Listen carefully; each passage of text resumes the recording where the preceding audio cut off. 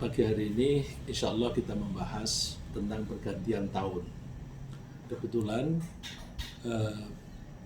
beberapa hari yang lalu baru kita mengalami pergantian tahun dari tahun 2021 ke 2022. Pergantian tahun itu bagi kita orang mukmin berarti deadline kita makin dekat.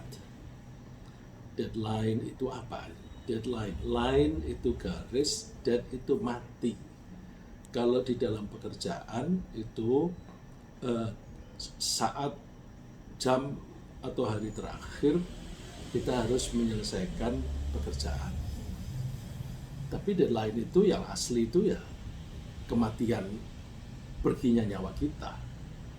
Jadi pergantian tahun itu kalau kita melihatnya ke depan, berarti umur kita makin tinggal sedikit.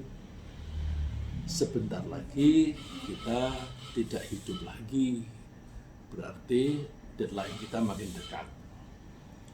Tapi banyak orang yang sense of crisis-nya rendah, sehingga mereka menghabiskan waktu untuk menunggu menit-menit dan detik-detik terakhir tahun yang akan ditinggalkan. Akibatnya, mereka membuang waktu yang sebenarnya waktu itu adalah kesempatan. Sehingga mereka tidak menghasilkan sesuatu yang bermanfaat untuk keselamatan dan kebahagiaan mereka sendiri di dunia dan di akhirat. Padahal pergantian waktu itu berarti bahwa deadline kita itu makin mendekat. Sehingga kesempatan untuk menghapus dosa kita di masa lalu dan sekaligus berbuat kebajikan untuk mengkompensasi dosa-dosa kita yang lalu dan mengumpulkan pahala untuk membeli tiket surga itu makin pendek dan makin mendesak. Jadi kalau kita renungkan kembali waktu yang secara akumulasi kita anggap sebagai umur ini, itu terasa sangat pendek. Baik bagi mereka yang sense of crisis-nya rendah maupun yang sense of crisis-nya tinggi. Mereka yang sense of crisis-nya rendah cenderung menghabiskan waktu untuk bersenang-senang.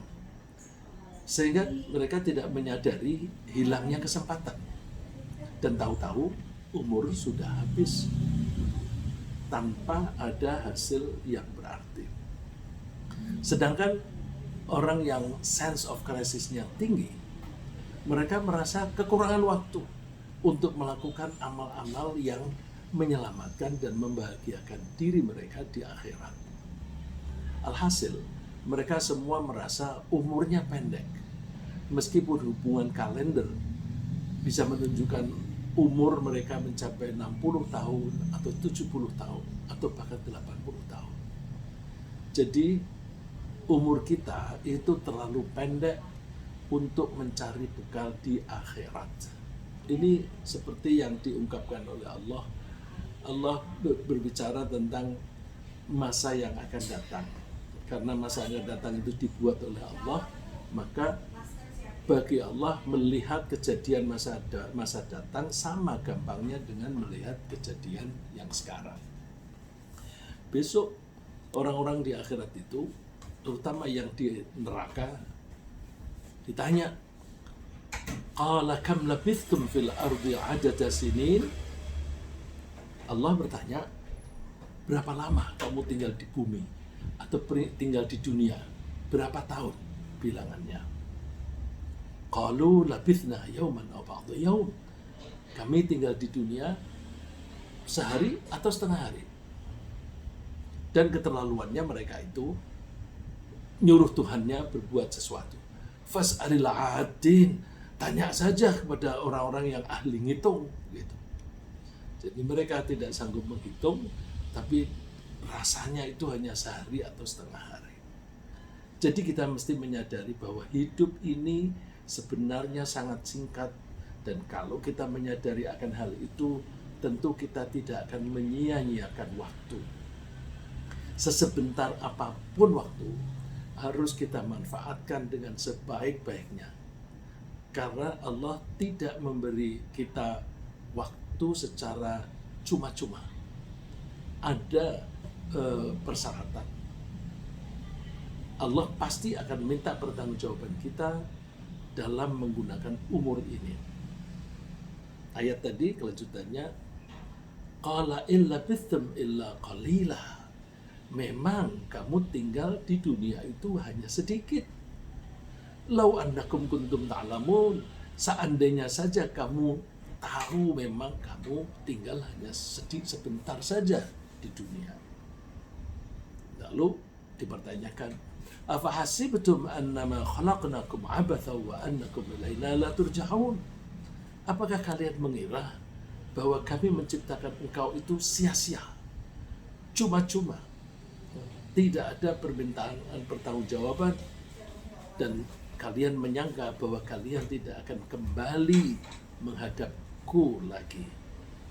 Nah, jadi ini dialog antara Allah dengan orang yang sudah terlanjur masuk neraka.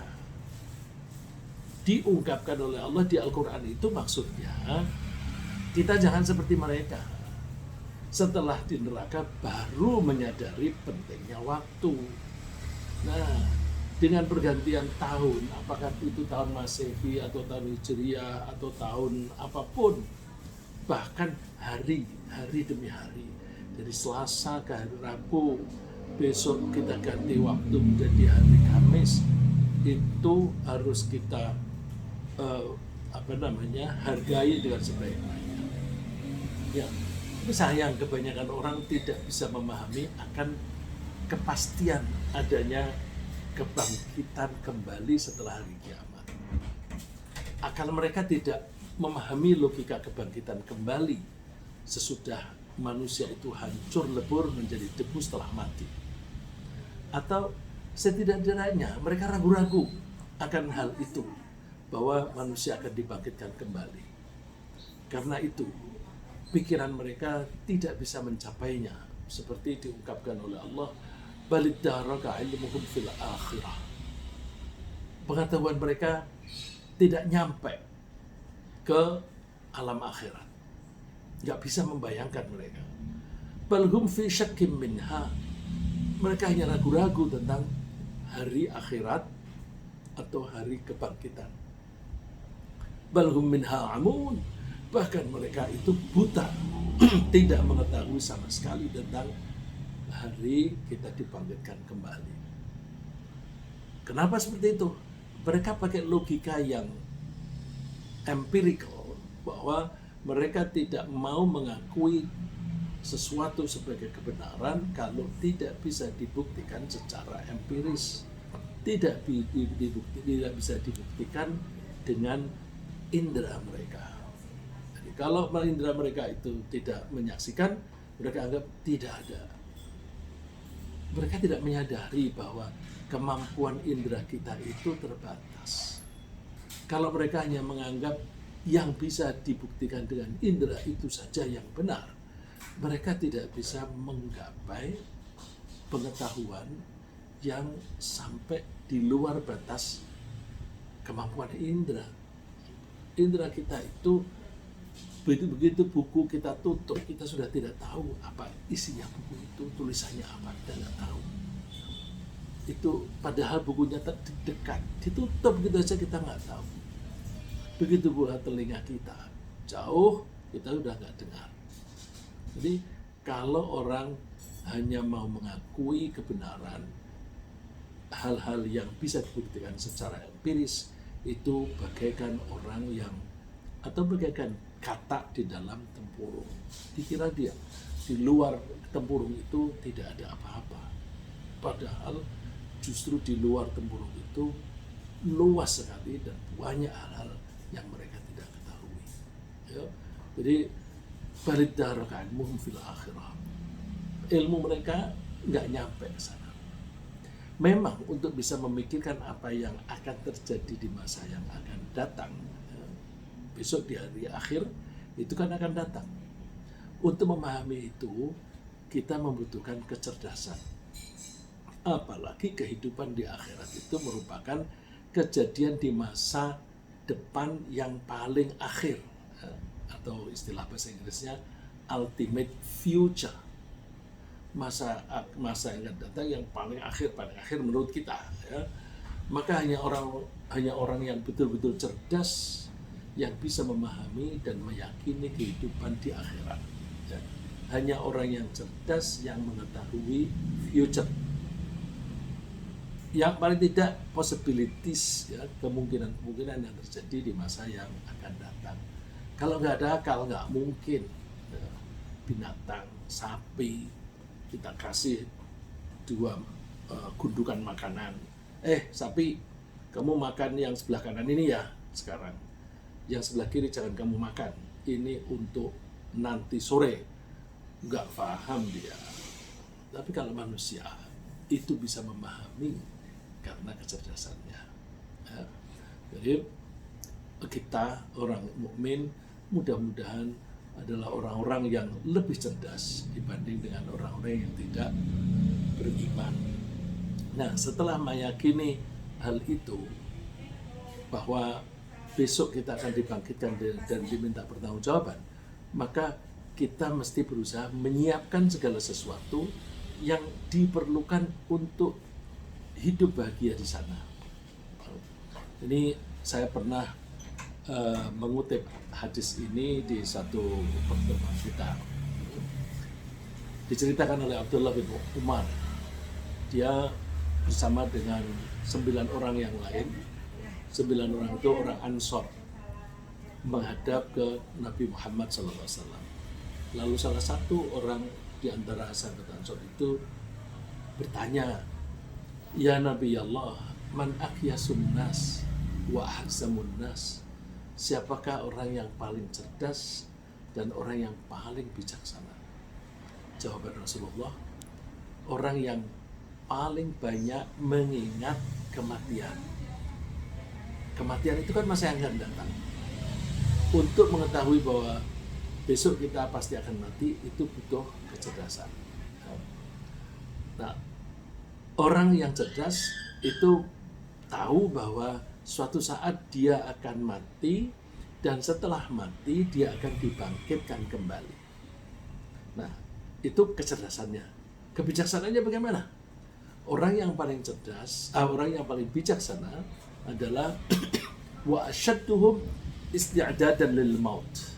Dan orang yang paling bersungguh-sungguh mempersiapkan diri untuk menghadapi kematian qabla nuzulil maut, sebelum kematian itu datang. Ya iyalah, kalau itu masalahnya kematian, kita mempersiapkan menghadapi mati, ya kita lakukan sebelum mati. Ulaika humul akyas, mereka itulah orang-orang yang cerdas. Zahabu bisyarafid dunya wa karamatil akhirah. Mereka hidup di dunia ini mulia, dan hidup di akhirat juga mulia. Wah, ini enak sekali. Mudah-mudahan kita termasuk golongan mereka. Ya. Karena mereka meyakini bahwa suatu saat yang tidak akan lama lagi, mereka akan kembali kepada Allah dan menghadapnya. Mereka selalu bergegas melakukan kebaikan setiap melihat ada kesempatan. Jadi kalau orang yang jeli di dalam berbisnis, begitu ada kesempatan bisnis langsung tangkap. Ada kesempatan bisnis langsung tangkap. Terus, nah, orang-orang yang mengetahui dan meyakini bahwa kita akan mendapatkan balasan di akhirat, begitu ada kebaikan langsung tangkap, mumpung ada kesempatan. Ya, itu saya kagum begitu ada diumumkan bahwa teman-teman kita mau mendirikan masjid Istiqlal di Osaka, terus minta bantuan. Nah, itu banyak teman-teman, mumpung ada kesempatan, ya, mendirikan masjid di lingkungan orang-orang yang tidak beriman. Nah, ini nilai dakwahnya tinggi. Terus langsung kirim. Nah, itu begitu ada kesempatan langsung ambil. Ya. Walladzina yu'tuna ma atau wa qulubuhum wajilatun annahum ila rabbihim raji'un. Orang-orang yang bersedekah, menyedekahkan apa yang mereka lakukan itu sambil hati mereka itu takut kepada Allah, karena mereka meyakini bahwa mereka akan kembali kepada Allah. Perilakunya gimana? Ulaika yusari'una fil khairat. Mereka itu bercepat-cepat melakukan kebaikan. Nah, mumpung ada kesempatan itu tidak akan terulang lagi. Kalau orang bilang, besok Rabu kan ada Rabu lagi, jadi ayo ikut pengajian PPM setiap hari Rabu. Setiap Rabu, besok kan masih ada Rabu lagi. Enggak benar, enggak sama Rabu hari ini dan Rabu besok. Rabu ini kita sehat, Rabu minggu depan belum tentu kita sehat. Rabu ini kita punya waktu, Rabu depan mungkin kita nggak punya waktu. Bahkan lebih lagi, belum tentu Rabu depan kita masih hidup. Jadi orang yang cerdas dan bijaksana, mumpung ada kesempatan, aku punya waktu, aku mau belajar meningkatkan keimanan. Nah, karena mereka itu bercepat-cepat, bergegas-gegas, wahum laha sari'un, mereka bisa mendahului kebaikan itu. Artinya itu bisa memperolehnya. Ya. Dalam pertemuan dengan Allah nanti, itu kita akan mempertanggungjawabkan semua perbuatan yang telah kita lakukan selama hidup di dunia. Oleh karena itu kita mesti memurnikan tujuan atau niat dari setiap perbuatan. Jadi supaya apa yang kita lakukan, kebaikan apapun yang kita lakukan itu bisa diterima oleh Allah. Syaratnya yang kita lakukan harus semata-mata dalam rangka mencari ridho Allah, atau dalam rangka melaksanakan perintah Allah, atau karena kita ingin surganya Allah. Kalau kita melakukan demikian, maka kita mendapatkan balasan. Contoh yang paling gampang yang saya sering kemukakan, kalau kita lagi makan, kenapa kamu makan? Karena lapar. Jadi dia makan karena dorongan instinktif, bukan karena Allah. Tapi kalau misalnya, kenapa kamu makan? Ya, aku makan supaya aku bisa membaca Al-Quran dengan fokus. Misalnya ini, insya Allah di antara teman-teman kita ini makin banyak yang senang membaca Al-Quran. Kalau perutnya lapar, nggak bisa konsentrasi. Kalau nggak bisa konsentrasi, makan dulu lah. Terus minum, kalau minumnya kurang, itu suka pusing, suka nggak cepet nangkep gitu. Minum dulu, biar segar, biar ketika membaca Al-Quran bisa langsung memahami. Nah, itu makan dan minumnya ada pahala. Jadi sama-sama makan, tapi kalau tidak ditujukan untuk mencari ridha Allah atau untuk menyenangkan Allah, tidak ada hasilnya, tidak ada bobotnya di akhirat. Ini sesuai dengan ayat yang insya Allah kebanyakan kita hafal ini. Wa ma umiru illa liya'budullaha mukhlishina lahuddin hunafa. Mereka ini termasuk kita, tidak diperintah kecuali agar mengabdi kepada Allah dengan memurnikan ketaatan hanya kepadanya, ya, dengan lurus, dan supaya mereka mendirikan sholat dan menunaikan zakat, dan yang demikian itulah agama yang lurus. Jadi kita mesti mukhlis, mesti ikhlas. Ikhlas itu artinya memurnikan niat. Di samping kita memurnikan niat atau memurnikan tujuan, kita juga berusaha menjaga mutu atau kualitas perbuatan kita, terutama perbuatan yang merupakan ibadah murni. Ibadah murni itu bahasa Arabnya ibadah mahdhah, ibadah murni yang biasanya wujudnya itu ritual seperti sholat, puasa, itu tuh ibadah mahdhah. Nah, agar usaha kita menjaga mutu ibadah ini bisa optimal, kita munculkan kesadaran bahwa kita sedang berhadapan dengan Allah.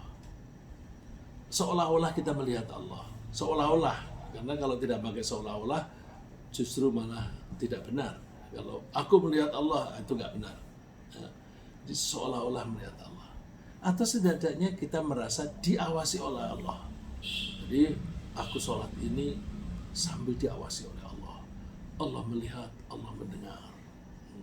Itu kalau kita bisa seperti itu, mudah-mudahan kita bisa melakukan ibadah secara atau sebaik-baiknya, seoptimal yang kita bisa untuk menjaga kualitas.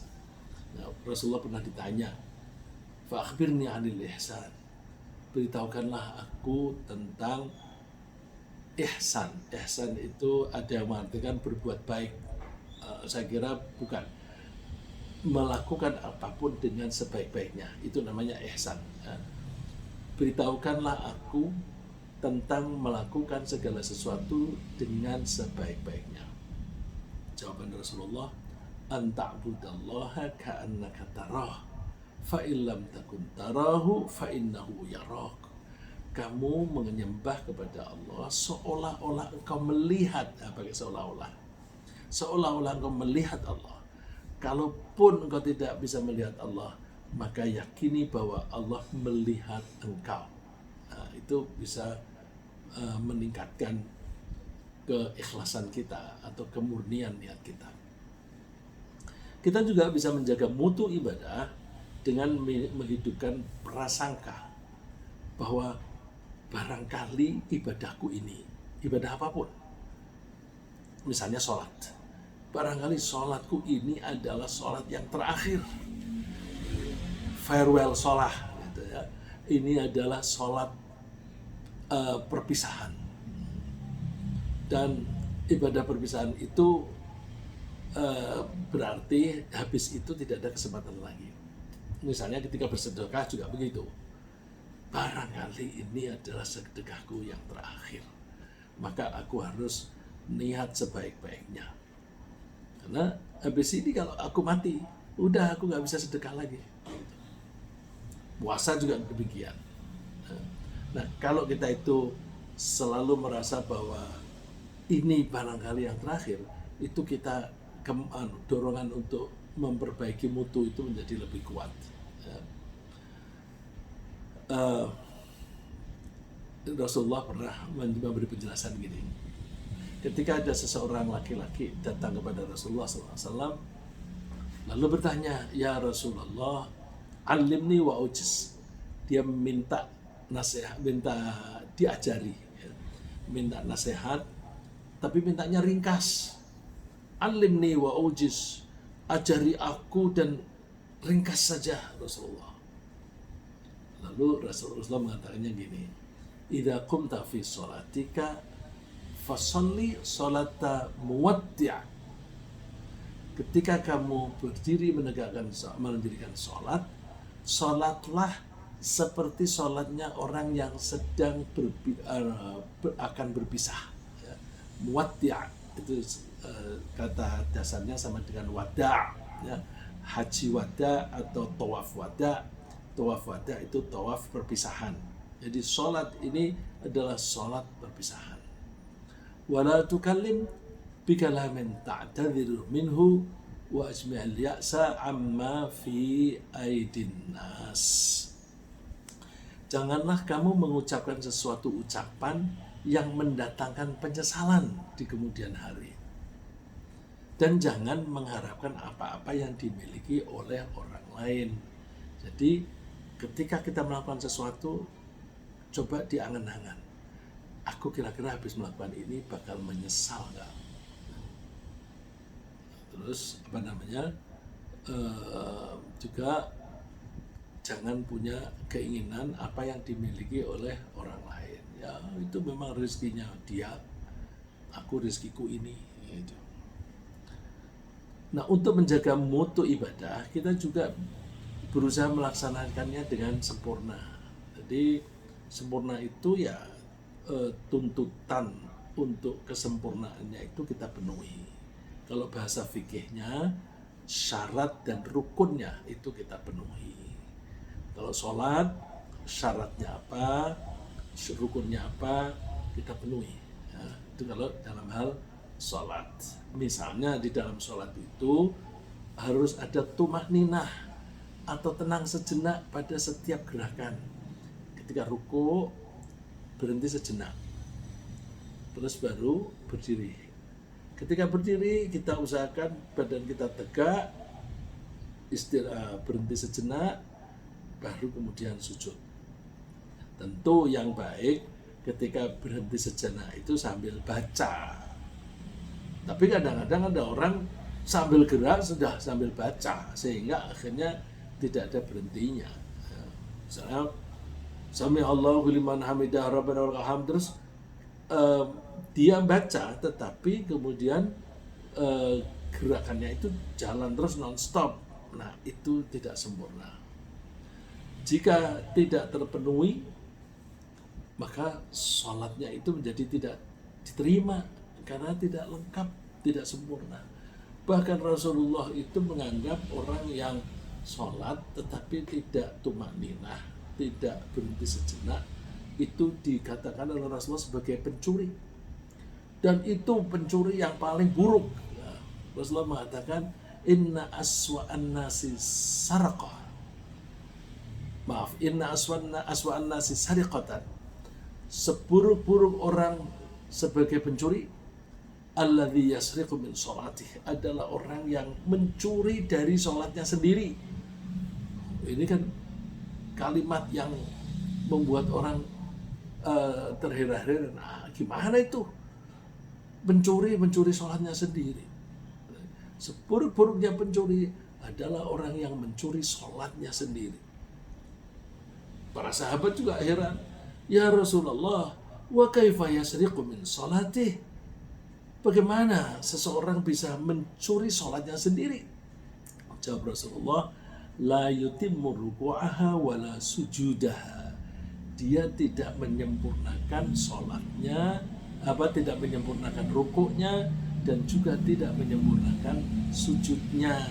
Ya, itu rukuk, sujud itu harus tumakninah. Jadi dengan kita pergantian waktu, kita menyadari bahwa waktu kita ini pendek. Karena waktu ini pendek, maka kita gunakan waktu ini sebaik-baiknya. Nah, cara menggunakan waktu sebaik-baiknya, begitu ada kesempatan, kita laksanakan. Dan ketika kita melaksanakan, kita berusaha seoptimal mungkin. Seoptimal mungkin itu gimana? Niatnya, tujuannya harus benar. Kemudian kita sempurnakan, syarat rukunnya harus dipenuhi. Ya. Tapi maaf aja, meskipun kita sudah berusaha seoptimal mungkin, kita misalnya sholat, kita sudah berusaha khusyuk gitu, tapi seringkali kita masih saja terlena di tengah-tengah kita rukuk, ingat sesuatu, tengah-tengah sujud, ingat sesuatu. Ada saja, padahal kita itu sudah berusaha untuk khusyuk-khusyuknya. Ya. Nah, itu sulit kita hindari. Jadi dengan begitu ibadah kita sulit bisa dianggap sempurna benar meskipun kita sudah berusaha. Kita berusaha serius saja belum tentu bisa sempurna, apalagi kalau kita tidak berusaha. Ya, oleh karena itu setiap kali kita telah melaksanakan suatu kegiatan ibadah, misalnya habis sholat, kita jangan lupa mohon ampun kepada Allah agar Allah tidak mengambil tindakan terhadap ketidaksempurnaan sholat kita itu. Ya Allah, saya sudah berusaha untuk khusyuk, tapi tadi mau tahiyat aku tiba-tiba ingat, aku masih punya utang, aku harus segera membayar. Mumpung aku punya duit, aku akan segera membayarnya deh, gitu. Wah, terus ya Allah, aku sudah berusaha khusyuk kok ingat saja utangku. Ya, nah itu kita habis sholat mesti mohon ampun kepada Allah. Siapa tahu atau memang seringkali sholat kita itu tidak sempurna. Ketidaksempurnaan itu tidak sengaja, ya karena khilaf atau karena lupa. Ya. Nah, untungnya Allah itu mengampuni kita kalau kita melakukan kesalahan tidak sengaja atau karena kita kelupaan. Ini kata Rasulullah, istimewa ini untuk umat Nabi Muhammad. Untuk umat Nabi Muhammad, dua hal ini itu dianggap tidak dosa. Nah, terus tapi kita tetap rendah hati kepada Allah. Caranya gimana? Kita baca doa. Doanya itu ada di di ayat terakhir dari surat Al-Baqarah. Ini mohon maaf, di dalam teks itu hurufnya tidak nyambung, tapi kalau dibagi ke HP masing-masing insya Allah bisa terbaca. Ini dugaan saya karena di laptopnya namanya Lydia barangkali tidak ada font traditional Arabic sehingga tidak bisa dibaca. Ya, itu bunyinya. Insya Allah banyak di antara kita hafal. Rabbana la tu'akhidna in nasina aw akhtana. Rabbana wa la tahmil alaina isran kama hamaltahu ala alladhina min qablina. Rabbana wa la tuhammilna ma la taqata lana bih wa'fu 'anna waghfir lana warhamna. Ya Tuhan kami, janganlah Engkau hukum kami, janganlah Engkau ambil tindakan kami, karena jika kami lupa atau kami, di sini terjemahnya tersalah. Tersalah itu artinya salah tidak sengaja. Ya, dalam bahasa Arab, akhto'a artinya berbuat salah tidak sengaja. Tapi kalau khoto'a berbuat salah dengan sengaja. Ya, jadi ya wahai Tuhan kami, janganlah Engkau hukum kami jika kami lupa atau jika kami salah tidak sengaja. Ya Tuhan kami, janganlah Engkau bebankan kepada kami beban yang berat sebagaimana Engkau memberi beban kepada orang-orang sebelum kami. Wahai Tuhan kami, janganlah Engkau pikulkan kepada kami apa yang tak sanggup kami memikulnya. Maafkanlah kami, ampunilah kami, dan rahmatilah kami. Di situ ada maafilah kami dan ampunilah. Wa'fu anna waghfir lana. Wa'fu anna itu artinya Allah mengampuni dengan cara menghapus dosa kita. Namanya menghapus, kalau ibaratnya kalau kita menulis kemudian dihapus, maka tulisan itu hilang dan tidak ada bekas. Bandingkan dengan waghfir lana, dan tutuplah kesalahan kami. Tutup itu ibaratnya kalau tulisan di kertas itu kita tutup dengan tip X. Tulisannya tidak kelihatan lagi, tapi seandainya tip X-nya itu bisa dibersihkan, tulisannya masih ada. Jadi kalau kita mohon ampun, wa'fu anna waghfir lana, hapuskanlah dosa-dosa kami, atau setidak-tidaknya tutupilah dosa-dosa kami. Ya, tapi dua-duanya itu menyebabkan dosa kita tidak lagi dianggap, karena sudah dihilangkan, setidaknya tidak kelihatan. Cuma kalau dalam kehidupan, kalau kita itu dimaafkan oleh Allah dengan cara dihapus, kita sudah meninggalkan dosa itu, tapi suatu saat kalau ada rangsangan yang serupa, kita masih ada tergiur gitu. Meskipun kita tidak melakukannya, tapi di hati kita, di hati kecil ada, enak itu misalnya. Misalnya orang yang dulu pernah suka makan babi, terus setelah tahu itu haram, berhenti. Terus kalau kemudian bau masakan babi, wah jadi pengen. Tapi mau nggak dikasih? Enggak mau. Nah itu berarti hanya ditutup gitu, karena masih suka-suka relapse. Nah, di dalam doa ini ada permohonan agar Allah merahmati atau menyayangi kita. Karena memang kita tidak bisa mengandalkan amal-amal kita sebagai nilai yang bisa ditukar dengan tiket masuk surga. Karena selalu saja ada kekurangan. Coba deh, kita itu sholat. Ada saja kekurangannya. Misalnya itu tadi, tiba-tiba ingat yang lain-lain. Misalnya lagi suatu saat kita buru-buru. Wah, sholat ini nanti kita terlambat ini keretanya atau pesawat terbangnya ini mau berangkat. Sholatnya buru-buru. Atau ketika sholat sambil ngantuk-ngantuk. Ada saja itu. Itu selalu ada kekurangannya.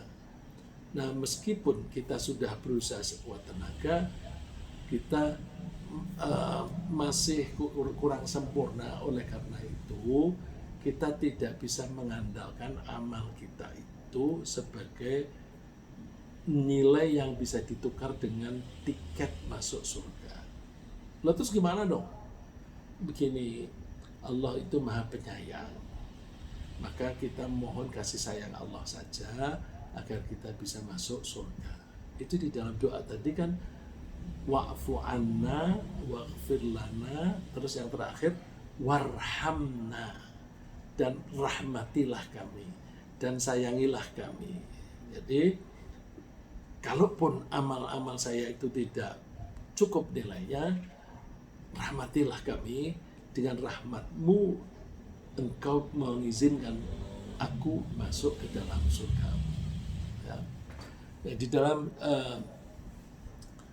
doa ini ada permohonan agar Allah menyayangi kita, karena memang kita tidak bisa mengandalkan amal kita untuk masuk surga. Kita hanya bisa mengandalkan kasih sayang Allah saja. Rasulullah pernah bersabda begini,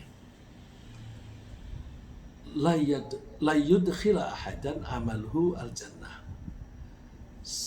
Amal seseorang tidak akan, di sini kalimatnya pakai tidak akan. Kalau bahasa Arab pakai lan itu artinya tidak akan. Tidak akan amal seseorang itu bisa memasukkan dia al-jannah, ke surga. Lalu karena Rasulullah mengatakan seseorang ini siapapun, para sahabat bertanya, wala anta ya Rasulullah, meskipun engkau Rasulullah. Jawabannya apa? La wala ana, saya pun tidak bisa masuk surga dengan amalku sendiri. Coba, Rasulullah itu kan teladan, dan Rasulullah itu orang yang paling bertakwa. Itu pun mengaku tidak akan bisa masuk surga hanya mengandalkan amalnya. Lalu terus ke penjelasan Rasulullah, illa ayyatagham midani Allahu bifadlin wa rahmah. Aku pun tidak bisa masuk karena amalku itu semua hanya bisa artinya kita bisa masuk ke surga karena karunia dan rahmat Allah. Ini bahasanya Nabi Muhammad yang sama dengan kita, makhluk. Kalau bahasanya Allah, siapa saja yang beriman dan beramal soleh, maka dia masuk surga. Itu kan peraturan itu harus definite, harus certain, supaya ada kepastian bagi kita yang percaya kepada Allah. Jadi bahasa Allah, siapapun beriman dan beramal soleh masuk surga. Tapi Rasulullah itu sama dengan kita manusia, kita mesti rendah hati di hadapan Allah. Kita hanya bisa mengandalkan kasih sayang Allah supaya kita bisa masuk surga. Karena apa? Kita menyadari bahwa mutu ibadah kita itu kurang bagus, sehingga tidak bisa diandalkan oleh tidak bisa kita andalkan untuk mendapatkan tiket masuk surga. Ya. Ini tidak berarti bertentangan antara firman Allah dan sabda Nabi. Ya. Firman Allah, karena Allah sebagai Tuhan yang membuat peraturan itu harus ada kepastian, Dan Nabi Muhammad sebagai hambanya, sebagai wakil dari kita, mengakui bahwa kita ini belum bisa memenuhi persyaratan yang baik. Jadi kita rendah hati kepada Allah. Hanya kasih sayang-Mu Allah yang memungkinkan kami masuk surga. Ya. Jadi ringkasnya apa yang kita bahas pagi ini, bahwa pergantian tahun itu berarti deadline kita makin dekat. Deadline untuk apa? Untuk mencari bekal masuk surga. Makin pendek waktunya. Allah memberi umur kepada kita itu tidak sia-sia, tidak cuma-cuma. Karena Dia akan minta pertanggungjawaban kita. Dan hanya orang yang cerdas saja yang bisa memahami akan adanya kehidupan akhirat. Lalu mempersiapkan diri untuk kebahagiaan di sana. Nah, untuk perbekalan diri, apa yang harus kita lakukan? Kita mesti memurnikan tujuan atau niat amal hanya untuk Allah. Dan kita merasa diawasi oleh Allah. Dan ibadah kita saat ini mungkin yang terakhir. Kita melaksanakan ibadah dengan sempurna, dengan memenuhi syarat dan rukunnya. Dan setelah itu kita mohon ampun atas kekhilafan dan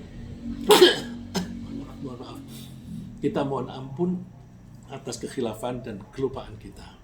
Demikian, semoga Allah memberi kita tambahan kesempatan untuk memantapkan iman dan memperbaiki perilaku sehingga kita bisa mengakhiri hidup dengan husnul khotimah.